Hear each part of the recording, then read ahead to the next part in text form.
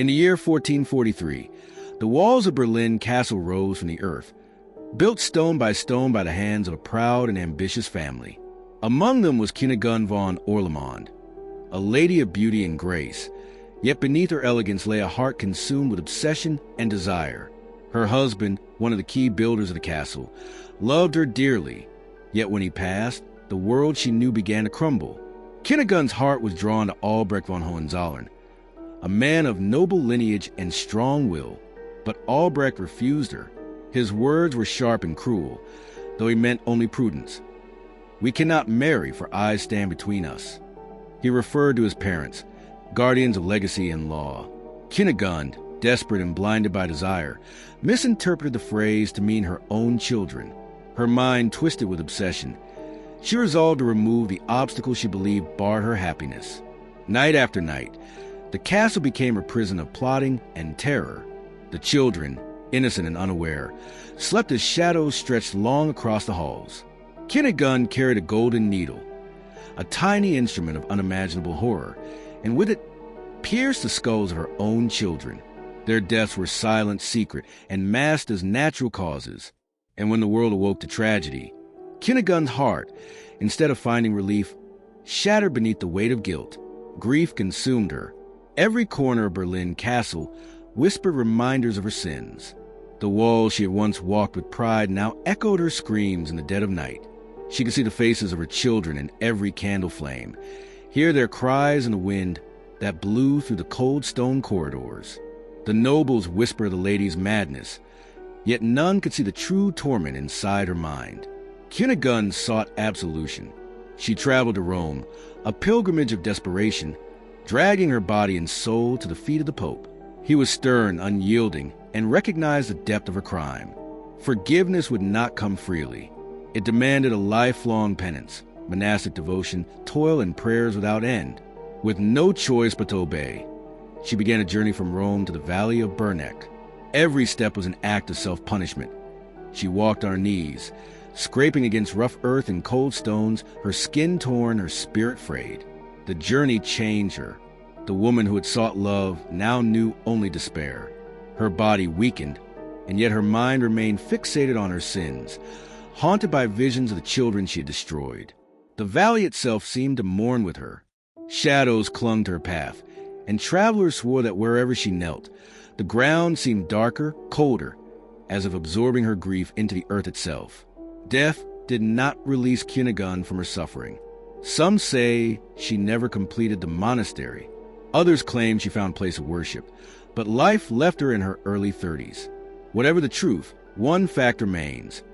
Kunigunde von Orlemond did not rest. Her spirit, twisted by grief and guilt, lingered in the halls of Berlin Castle. She became the Weissfrau, the Lady in White, cloaked in spectral light, her face pale and hollow, her eyes reflecting sorrow and malice in equal measure. She did not merely appear. She announced herself. Whispers would flutter through the castle corridors at night. Objects would topple without reason, and servants would wake to find her watching them silently, her presence pressing upon their chests. The Hohenzollern family quickly realized a pattern. Whenever a member approached death, Kunigunde appeared. She was both omen and executioner, a ghost who measured life and death with invisible hands. Noblemen and women spoke of chills that could freeze blood, of shadows that lingered where no light fell, and the distinct sense that the Lady in White was never far away. The castle itself seemed to shudder under her presence. Visitors recounted the unsettling feeling of walls closing in, ceilings pressing down, floors cold as ice. Rooms once filled with laughter became theaters of dread. The servants whispered of fleeting figures in long white robes, of eyes staring from the darkness, and of silent wails that echoed in the stone corridors. Misfortune plagued the family. Bad luck, accidents, and unexplained deaths seemed to follow the Hohenzollerns wherever they resided. Kunigunde's fury and sorrow were no longer contained to a single castle. They followed bloodlines, traveling like a shadow over generations.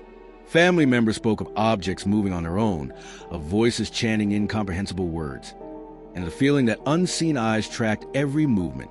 Legends say that she could appear in multiple places at once, a cruel trick of the spectral mind. Noblemen reported glimpses in mirrors, in windows, and even in portraits. Her wrath was not mindless. It was deliberate, personal, and terrifyingly intelligent. Those who encountered her often fell ill, and some never recovered, their lives ending in despair not unlike her own. Over centuries, countless stories of Berlin Castle circulated. Guests who dared stay overnight spoke of icy hands on their shoulders, of footsteps echoing behind them with no one in sight. Children of the Hohenzollern family trembled as they spoke of whispers in empty halls, of laughter that curdled the blood, and of a white figure that appeared to beckon them closer to danger. Kunigun's ghost became a symbol of inevitable fate, a spirit who punished the living for sins of the past. Even outsiders could sense the aura of despair. Merchants, travelers, and neighboring nobles avoided the castle grounds after sunset. The lady in white had transcended the castle itself. Her presence lingered in the surrounding forest, on the cold stones of the courtyard, in the air that carried her grief like a bitter perfume. Each apparition carried a message. Grief, guilt, and vengeance were eternal. Her story was repeated in hushed tones, warnings whispered to those who dared marry into the Hohenzollern family, reminders that some sins are never forgiven and some spirits never rest. Today, Berlin Castle stands as a monument to history and horror. While centuries have passed, the lady in white continues to be sighted.